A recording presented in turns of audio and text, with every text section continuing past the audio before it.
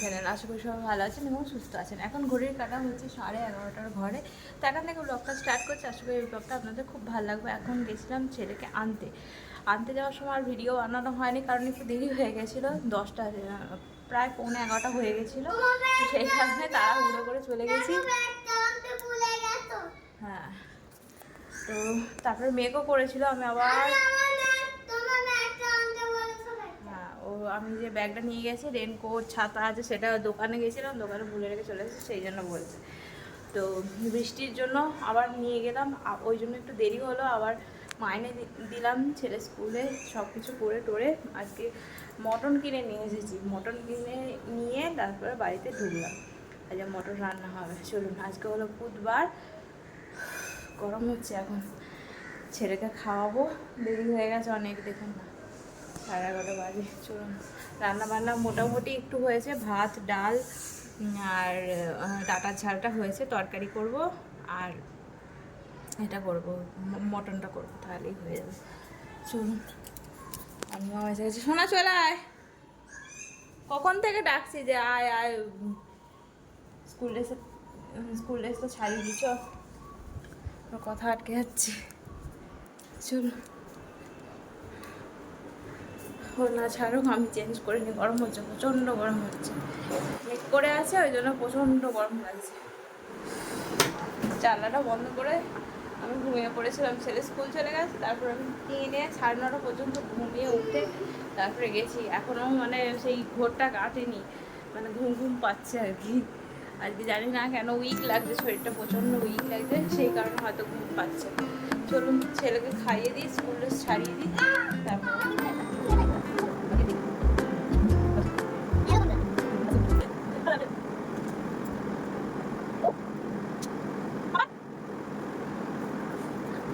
দেখে এখানে চানাচুর বাড়া হচ্ছে। দেখুন, চানাচুর নিয়ে বসেছে, আবার চামচও নিয়ে এসেছে। তুই রেজাল্টে কত পেয়েছিস? আমার ছেলের রেজাল্ট বেরিয়েছে, 79% পেয়েছে, খুবই কম। আমার ছেলে জীবনের প্রথম পরীক্ষাতে পেয়েছে 79%। আমি তো রেজাল্ট দেখে হেসে আমার মানে পেটে খিল ধরে গেছে। এইটুকু ছেলের আবার রেজাল্ট। তো যাই হোক, যেটুকু লেখে আমি বলেছিলাম 0 পাবে, সেখানে 79% পেয়েছে, তো অনেক। আমি ভেবেছি, সত্যি আমি ভেবেছি 0 আর কিচ্ছু লিখতে পারবে না। ও তো যা চঞ্চল, মানে প্রচণ্ড চঞ্চল। তো ওকে বাড়িতেই কতবার বলে বলে লেখ না লেখ না লেখ না করার পর একটা লেখে, আবার 15 মিনিট পর আর একটা লেখে। তো সেখানে স্কুলে তো আর এতক্ষণ টাইম দেবে না, কি করেছে না করেছে আমি ভাবছিলাম যে 0ই পাবে। সত্যি কথা, প্রচণ্ড চঞ্চল। যতক্ষণ না ধীর স্থির হচ্ছে ততক্ষণ জানি না পরীক্ষায় কিছু করতে পারবো বলে। তবুও ওর বাবা তো খুব খুশি যে আমার ছেলে সাদা খাতা জমা দিয়ে আসে না, লিখে এসেছে, এইটা ভেবে। তো চলুন খাই। চলুন বন্ধুরা, আমার রান্না বান্না প্রায় হয়ে গেছে, সবই রান্না হয়ে গেছে। ডাটার ঝাল, ডাল, তরকারি, আর করেছি ভাত, আর পেঁপে সেদ্ধ বাবার আর আমার কর্তার। আর আজকে ইচ্ছা করছিল যে ওই যে ফ্রাইড রাইসের যে চালটা হয় না, ওই চালের ভাত খাবো। তো আমার আর সুমনের জন্য ফ্রাইড রাইসের চালের ভাত করেছি। তো চলুন, মটনটা কষতে দিয়েছি, ওটা হলেই হয়ে যাবে। এখন ঘড়ির কাটা প্রায় 1:30টার ঘরে যেতে চলবে, এখনও যাইনি। সেটা চান করি, আমি চান করতে যাই। আচ্ছা, কম তেলে রান্না করলে না একটু টাইম লাগে, তো আমি একদম কম তেলে রান্না করছি, ওই জন্য একটু ধীরে ধীরে কষিয়ে কষিয়ে রান্না করতে হবে। মটন বেশিক্ষণ টাইম লাগে না, যদিও আমি সিটি মেরে নেবো, তো ওই জন্য আমার বেশিক্ষণ টাইম লাগে না। যারা করাতে করে তাদের দিয়ে একটু টাইম লাগে, সেটা খেতে ভালো হয়, কিন্তু আমার অত সময় নেই, তো আমি সিটি মেরে নেব। তো একটু কষা হয়ে গেলে তখন সিটি মেরে নেব। এই হচ্ছে আজকের আমাদের মেনু। অনেক দিন পরে মাটন নিয়ে আসলাম। সুমন খেতে চায়, আমি আনতে বারণ করি, কারণ আমার মটন খেতে খুব একটা ভালো লাগে না। তো আজকে বললাম যে ও চিকেন খাবে না, বলে দিয়েছে। চিকেন মানে যখন খেতে ইচ্ছা করবে খাবে, নাহলে খাবে না। আমি যে ঠিক আছে, আজকে মাটন নিয়ে আসো, মাটন করে দেবো বলতে আসার সময় মাটন নিয়ে ফোন করে বললাম, ভুলে গেছিলো। আমরা ফোন করে বললাম যে মাটন কিনবে, তো বলছে এই রে ভুলে গেছি। ফোন করে দিচ্ছে, শিশিদাকে চেনাশোনা, তো শিশিদাকে ফোন করে দিলাম। আমি আসার সময় এই দিক দিয়ে হেঁটে আসলাম, এসে নিয়ে চলে রাস্তার ধারেই একদম নিয়ে চলে এলাম। সেই বসালাম, অনিমাকে বললাম পেঁয়াজটা একটু কেটে দাও, যেমন জানি না শরীরটা খুব দুর্বল। কদিন ধরে বৃষ্টি দিয়ে না আজকে একদম ঝলমলিয়ে রোদ্দুর বেরিয়েছে, সব জিনিসপত্র শুকনো তো করতে হবে, না হলে তো ভ্যাবসা গন্ধ ছাড়ছে না। আমার ওই হেলমেটটা শুকনো করতে দিয়েছি, কারণ এই যে ঘরটাই ছিল আর ভেবনে ভেবনে মতো ফুটে গেছে, ওই জন্য একটু রোদ খাইয়ে নিচ্ছি। সুমন বলো রোদ খাইয়ে নিতে, ওই জন্য একটু রোদে দিয়েছি। একটু রোদ খেয়ে নিলে তুলে দেবো। হয়ে গেছে গরম, তুলে রেখে দিই। দেখুন না ভিতর দিকটা কীরকম হয়ে গেছে না, এটা একটু রোদ্দুর খাইয়ে নিলে, নাহলে ভ্যাবসা ভ্যাবসা গন্ধ ছাড়ছে। ওই ঘরটায় রাখার কারণ হচ্ছে আমার ছেলের জন্য, ছেলে তো এটা ভেঙে ফেলবে, ওই জন্য এই ঘরে রেখেছে। ওই ঘরের রাখাটা উচিত হয়নি, আমি বলছিলাম যে এখন এখানেই রাখবে, ছেলে হাত দিক আর যাই দিক নষ্ট হয়ে যাবে, নাহলে এত দামি হেলমেটটা না নষ্ট হয়ে যাবে। কোন টাকার ওটা রেখে দেয়, এটা কোথা থেকে মোজা বার করেছে দেখছেন? কার মোজা এটা? ঠাকুমার মোজা মনে হয়, এটা আমার নয়। আমার মোজা সাদা, আমার এখন সব কালারিং মোজা উঠেছে, আমার কালারিং মোজা, আমার একটা হচ্ছে ওই কালারের মোজা নয়, ওগুলো পুরানো দিনের মোজা। রেখে দে নোন না ওটা তো। যার যা শুকনো করার আছে আর এগুলো শুকনো করে নিতে হয়। প্রচণ্ড ভালো রোদ্দুর বেরিয়েছে। দেখি ও উপরে কালকে অনিমা শুকনো করতে দিয়েছিল জামাগুলো, আজ ভাবছি একটু রোদ্দুরে দিয়ে দিই, তাহলে ভালো শুকনো হয়ে যাবে। গন্ধটাও। বৃষ্টি হচ্ছে জল হচ্ছে, যাই হোক না কেন গরম কমছে না, গরম সেই যেইকে সেই আছে, গরম সেই ব্যবসা গরমই আছে। সব আমাদের বন্ধুদের সব মেয়েরা খুব ভালো রেজাল্ট করেছে, প্রত্যেকটা মেয়েই ভালো রেজাল্ট করেছে, সব জানাজানি হচ্ছিল। আচ্ছা হ্যাঁ, আমার ছেলে চঞ্চল, প্রচণ্ড চঞ্চল, কি বলবো। সেগুলো একটু রোদ্দুরে দিয়ে দিই নিচে, রোদটা খেয়ে নিলে ভালো থাকবো। ওটা কেন নিচ্ছিস? থাক ওটা থাক, দাদু এসে গেছে, দাদা এসে গেছে। ছেলেকে খাওয়াতে দেখি বাইরে বৃষ্টি শুরু হয়ে গেছে, দেখলেন আপনাদের তো দেখালাম কত ঝলমলিয়ে রোদ্দুর বেরিয়েছে, ব্যাস তারপরেই হচ্ছে আবার বৃষ্টি চলে এলো। এই রকম ওয়েদার হয়ে আছে, এখন বৃষ্টি পড়ছে, আবার খানিকক্ষণ পরে রোদ উঠে যাচ্ছে, ঝিরঝির করে বৃষ্টি শুরু হয়ে গেল। সুমনা আসছে তখনই বৃষ্টিটা শুরু হয়েছে, আবার দুটো এই হয়েছে, দুটো পেঁপে হয়ে ধরেছে। সুমন এসে ঢুকেছে, তারপরে বৃষ্টি শুরু হয়েছে, নাহলে ভিজলেই আবার জ্বর। অনিমাও কাজ টাজ করে এইসবে গেল, ও বৃষ্টিতে ভেজেনি, ও আগেই চলে গেছে। আজ রোদটা ভালো দিয়েছিল, মানে শুকনো হওয়ার জন্য বেশ ভালো। এই সবে বৃষ্টিটা এলো, এখন বাজে ঘড়িতে 2:10-15, এই সবে বৃষ্টিটা এলো। আজকে আমি এখনও ভাত খাইনি, আজকে ভাবছিলাম যে সুমনের সঙ্গে খাবো একসঙ্গে, তো সেই কারণে আজকে এখনো ভাত খাওয়া হয়নি। অন্যান্য দিন আমার এতক্ষণ খাওয়া হয়ে যায়, ছেলের সঙ্গে খেয়ে নিই।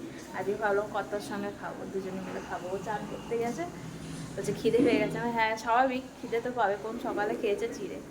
চলুন, আমি ভাবছিলাম আমার শাশুড়ি মা কোথায়? আমার শাশুড়ি মা গেছে শ্রীরামপুরে, মানে আমার বড় ননদের বাড়ি, বড় ননদের বাড়িতে আছে। ওই যে আর একটা চোখ অপারেশন হওয়ার কথা আছে না, সেইটার জন্যই গেছে। সোমবারে সুমন গেছিলো ডাক্তার দেখাতে, মাকে ডাক্তার দেখিয়ে শ্রীরামপুরে দিয়ে এসেছে।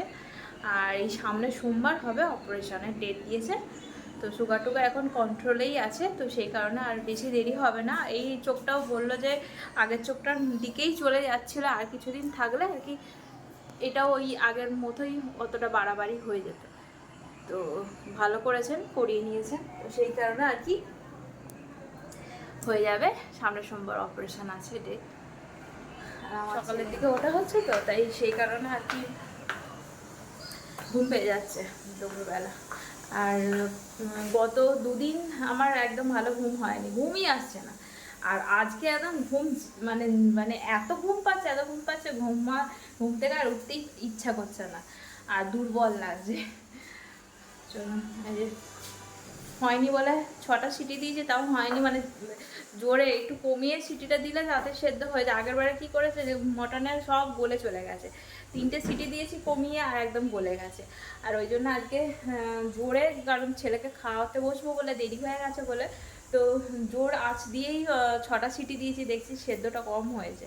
তো ছেলের মতো দুটো তুলে নিয়ে আবার আলু দিয়ে আবার কমিয়ে আমাদের গাছের আম শেষ হয়ে গেছে, এখন বাবা কিনে নিয়ে আসছে আমগুলো, অসম্ভব মিষ্টি, অসম্ভব মিষ্টি।